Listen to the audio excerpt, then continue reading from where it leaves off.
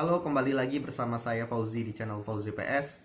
Pada kesempatan ini saya akan berbagi informasi mengenai kisi-kisi SKB pedagogik untuk CPNS keguruan. Nah, sebelumnya saya sudah juga mengupload video mengenai soal-soal yang paling sering muncul di SKB pada tahun lalu. Itu yang saya himpun atau saya kumpulkan dari cerita teman-teman yang sebelumnya lulus di CPNS 2018. Saya juga ingin berpesan kepada teman-teman bahwa tidak menutup kemungkinan soal akan keluar di luar kisi-kisi yang saya berikan. Jadi tetap pelajari hal-hal yang berkaitan dengan pedagogik, tidak hanya dari 5 jenis soal nanti yang akan disampaikan pada video ini. Nah teman-teman, pada video ini juga saya ingin membagikan buku ya. Ini adalah buku karangan saya yang diterbitkan oleh Kantor Bahasa Lampung, yang mudah-mudahan nantinya bisa bermanfaat buat teman-teman atau orang-orang di sekeliling kita. Simak videonya.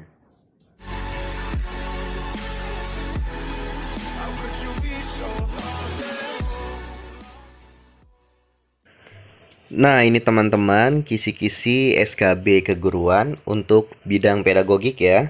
Nanti untuk profesionalnya misalnya mata pelajaran lain-lain akan dibahas juga. Tapi sekarang kita akan fokus pada pedagogik terlebih dahulu. Sebelumnya saya sudah juga mengupload video mengenai prediksi soal yang akan muncul, itu berdasarkan cerita dari teman-teman yang telah lulus pada tahun 2018. Jadi soal-soal pedagogiknya seperti itu. Nah, soal-soal yang sudah saya upload juga bisa kita klasifikasikan, bisa kita kelompokkan berdasarkan kisi-kisi ini. Nah, sekarang saya ingin sedikit bercerita mengenai jenis-jenis soal yang ada di dalam kisi-kisi ini. Seperti apa kira-kira tipe soal yang akan muncul. Nah, misalnya di bidang pedagogik ini ada 5 ya jenis soalnya. Yang pertama, media pembelajaran tentang suatu indikator. Kedua, cara mengaktifkan dan memotivasi siswa. Ketiga, tes objektif. Keempat, RPP. Dan kelima, kegiatan remedial dan pengayaan. Nah teman-teman tetap simak video ini sampai habis, karena saya akan memberi giveaway kepada kawan-kawan ya, karena akan ada giveaway di video ini, yaitu adalah buku cerita rakyat yang saya tulis sendiri ya. Mudah-mudahan bermanfaat bukunya. Oke, kita mulai saja dari yang pertama, yaitu tentang jenis soal media pembelajaran tentang suatu indikator. Seperti apa sih soal-soal yang akan muncul pada jenis soal ini? Yaitu jenis soal yang akan muncul misalnya ya, nanti akan disajikan suatu indikator. Misalnya indikatornya tentang menganalisis unsur kebahasaan pada suatu teks misalnya. Nah, nanti akan ditanya media pembelajaran apa kira-kira yang cocok dengan indikator tersebut. Nah, untuk lebih jelas, marilah simak contoh soalnya. Media pembelajaran berikut yang memiliki relevan tinggi untuk mencapai indikator menyusun langkah-langkah teks prosedur adalah. Jadi yang ditanya adalah media pembelajaran yang paling relevan untuk indikator menyusun langkah-langkah teks prosedur. Nah, ini dalam mata pelajaran bahasa Indonesia di contoh ini ya.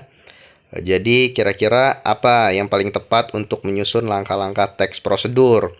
Ada modul pembelajaran, ada B, program slide suara, C, media gambar berseri, D, media grafis terstruktur, dan E, program video instruksional. Nah, coba mari bersama-sama kita simak bagian proses komunikasi dalam pembelajaran ini. Bagaimana peran media dalam komunikasi pembelajaran? Disinilah letak media ya. Media adalah kata jamak dari medium yang berarti perantara. Dalam proses komunikasi pembelajaran, media ini hanyalah satu dari 4 komponen yang harus ada. Komponennya ada sumber pesannya, ada media pembelajarannya, ada metode pembelajarannya, dan ada penerima pesannya. Seandainya saja ya, satu dari keempat komponen tersebut tidak ada, maka komunikasi pembelajaran itu tidak akan optimal. Interaksi dan saling ketergantungan keempat komponen ya seperti di gambar ini. Jadi media pembelajaran harus diimplementasikan secara stimulan bersama dengan metode pembelajaran itu sendiri oleh si sumber pesan atau guru. Sehingga sumber pesan atau materi ajarnya juga dapat diterima oleh penerima pesan, yaitu peserta didik secara efisien dan efektif tentunya. Tapi di sini seorang guru juga tidak hanya menjadi sumber pesan, tapi juga menjadi penerima pesan ketika guru menangkap atau merespon informasi-informasi atau tanggapan yang diberikan oleh siswa. Jadi kira-kira media pembelajaran yang paling tepat untuk IPK ya, atau indikator yang ada di dalam soal tadi yang mana kira-kira? Mari kita kembali lagi ke soalnya ya. Kalau kita melihat dari indikatornya, yaitu menyusun langkah-langkah teks prosedur. Mana kira-kira media pembelajaran yang paling tepat? Apa menggunakan modul? Ya bisa. Program suara bisa. Media gambar berseri bisa. D. Media grafis terstruktur. Semua bisa digunakan sebagai media pembelajaran, namun yang ditanya adalah yang paling relevan. Maka kalau teks prosedur, yaitu teks yang berisi langkah-langkah untuk melakukan sesuatu, informasi tentang prosedur dalam melakukan sesuatu, maka yang paling tepat tentu saja media pembelajarannya yang E, yaitu program video instruksional, karena berisi video-video instruksional, merupakan tutorial dan hal-hal semacam itu. Jadi itu paling tepat untuk memberi contoh pada siswa bagaimana prosedur yang ditampilkan melalui video atau teks prosedur yang ditampilkan melalui video nyata. Jadi itu yang paling tepat ya. Jawabannya adalah E. Selanjutnya yang kedua yaitu cara mengaktifkan dan memotivasi siswa. Seperti apa sih jenis-jenis soalnya yang bakal muncul, atau tipe soalnya, atau contoh soalnya? Ya, cara mengaktifkan dan memotivasi siswa.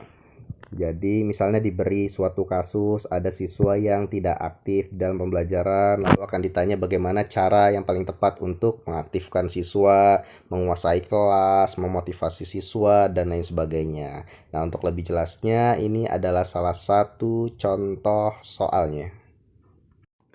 Bapak Rizan menjanjikan akan memberi hadiah kepada peserta didik yang mendapat nilai tertinggi di dalam uji kompetensi di kelas yang diajarnya. Apa yang dilakukan bermaksud untuk memicu A. Minat, B. Motivasi, C. Strategi kognitif, D. Pengalaman, dan E. Retensi. Untuk memicu apa kira-kira? Kalau tadi dari kisi-kisinya ya memang sudah dijelaskan bagaimana cara mengaktifkan dan memotivasi siswa. Apa sih motivasi?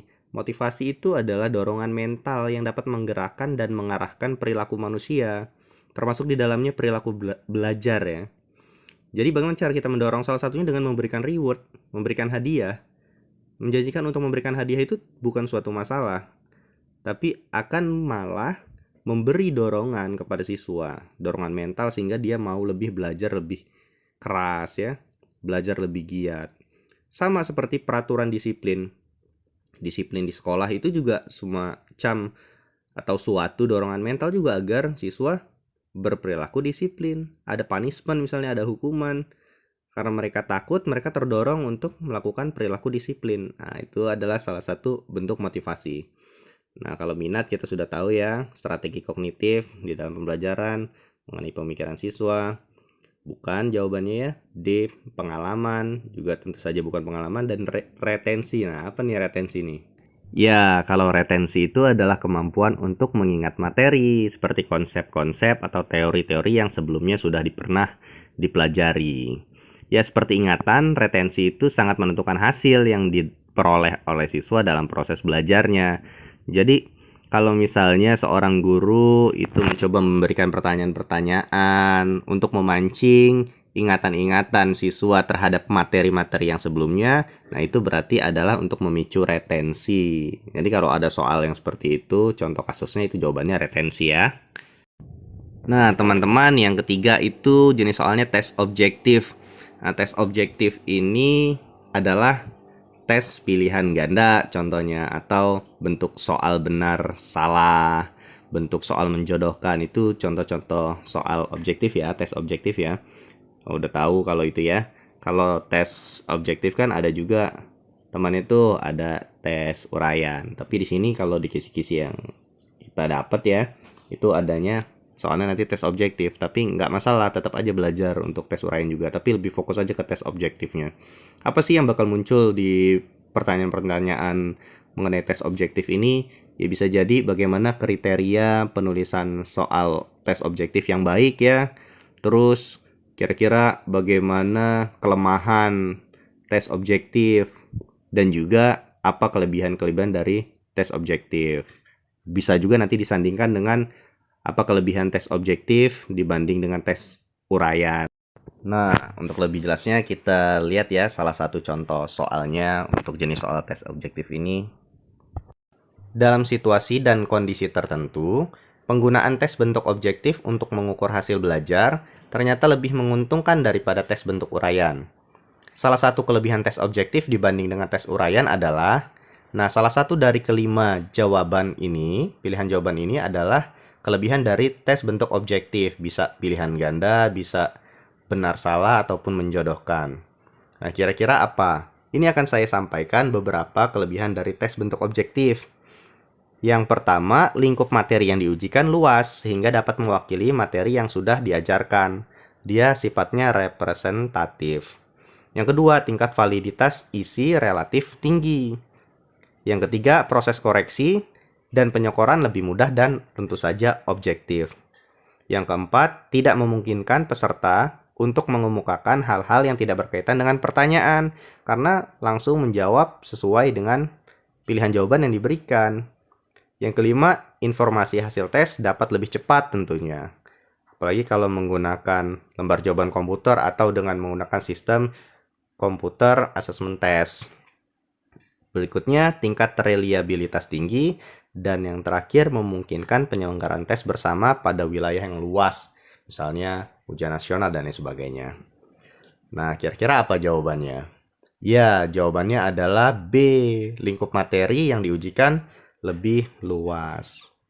Nah, kalau misalnya yang lain, mengukur yang lebih kompleks, uraian, menjawab soal dengan ekspresi pikiran tanpa menebak, uraian. Karena itu menjadi kelemahan ya, kelemahan dari tes objektif, masih bisa dengan tebak-menebak. Benar dengan merupakan tebakan.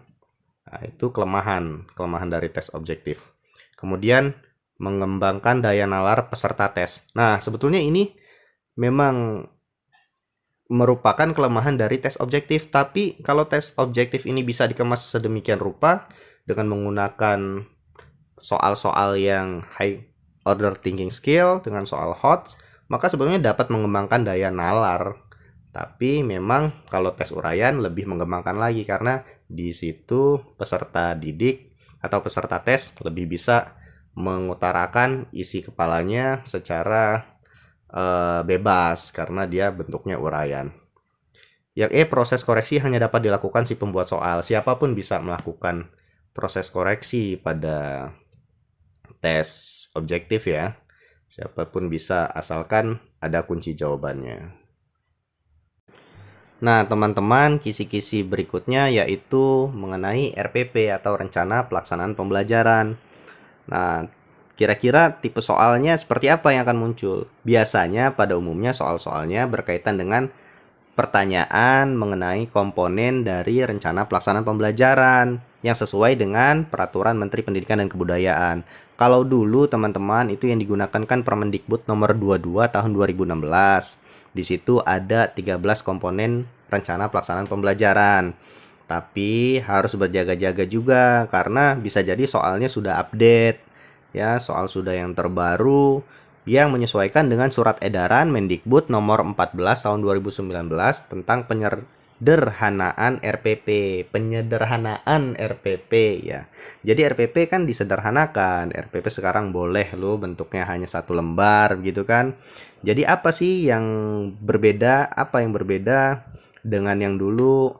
Yang pertama ya, penyusunan RPP itu dilakukan dengan prinsip efisien, efektif, dan berorientasi pada siswa. Kemudian dari 13 komponen RPP yang tertuang pada Permendikbud nomor 22 tahun 2016, yang jadi komponen intinya itu hanya 3, yaitu tujuan pembelajaran, langkah-langkah pembelajaran, dan penilaian pembelajaran atau asesmen. Nah, sisanya boleh tidak boleh, itu hanya sebagai pelengkap.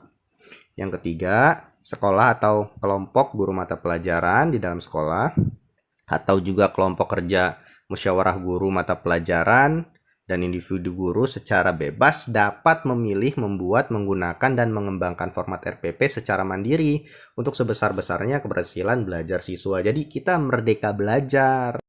Juga merdeka dalam membuat rencana pelaksanaan pembelajaran. Jadi nanti kita sesuaikan saja dengan kebutuhan. Yang terpenting harus ada komponen intinya, yaitu ingat yang pertama tadi adalah tujuan pembelajaran, langkah-langkah pembelajaran, dan penilaian pembelajaran atau asesmen. Nah, berikut ini contoh soalnya ya. Dari 13 komponen RPP dalam Permendikbud nomor 22 tahun 2016, yang menjadi komponen inti dalam Surat Edaran Mendikbud nomor 14 tahun 2019 adalah, nah lihat yang A. Yang A itu masih terlalu banyak komponennya, yaitu masih sesuai dengan Permendikbud nomor 22 tahun 2016. Walaupun tidak lengkap, di situ ada 13 komponen.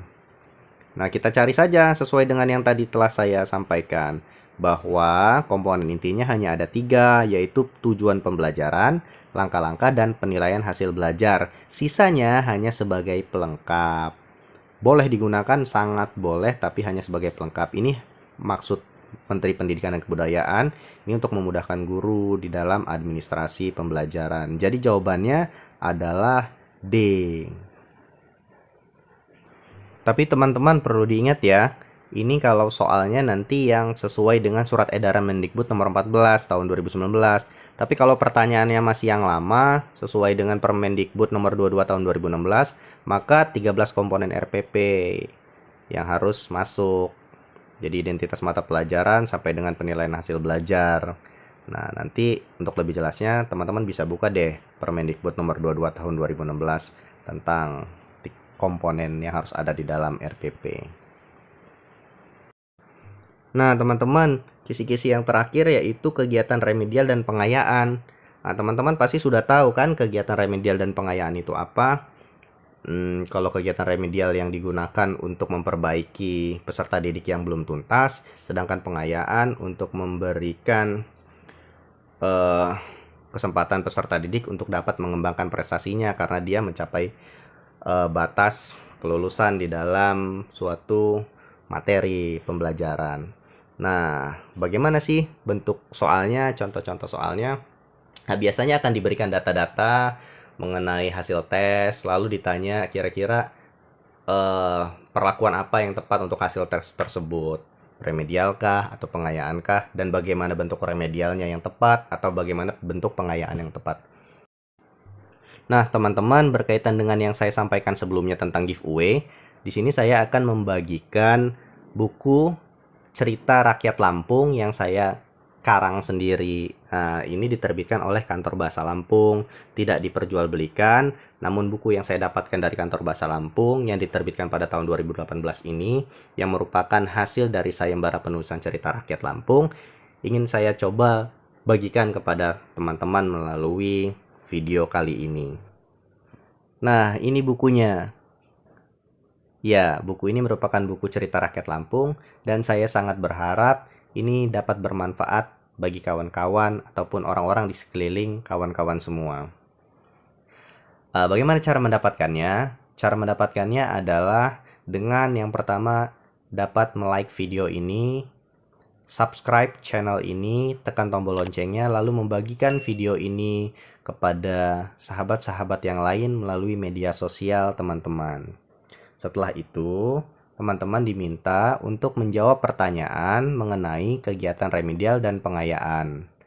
Ya, mengenai kisi-kisi SKB yang terakhir ini.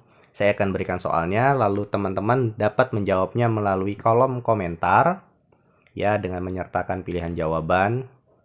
Misalnya jawabannya A. Lalu teman-teman bisa memberikan alasan mengapa memilih pilihan jawaban tersebut.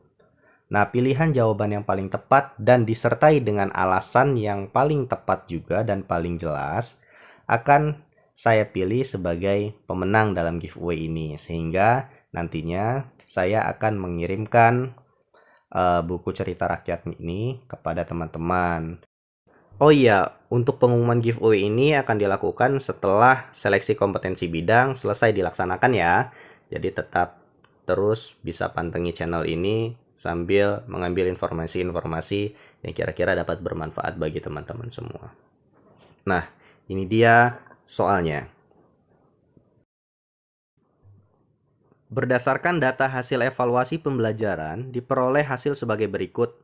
Dari 34 siswa yang mengikuti penilaian harian, dinyatakan belum tuntas sejumlah 16 orang. Bentuk perlakuan pembelajaran remedial berdasarkan data di atas adalah: A. Memberikan pembelajaran ulang dengan metode berbeda. B. Bimbingan secara khusus. C. Tutor sebaya. D. Ujian ulang seluruhnya. E. Penugasan secara berkelompok.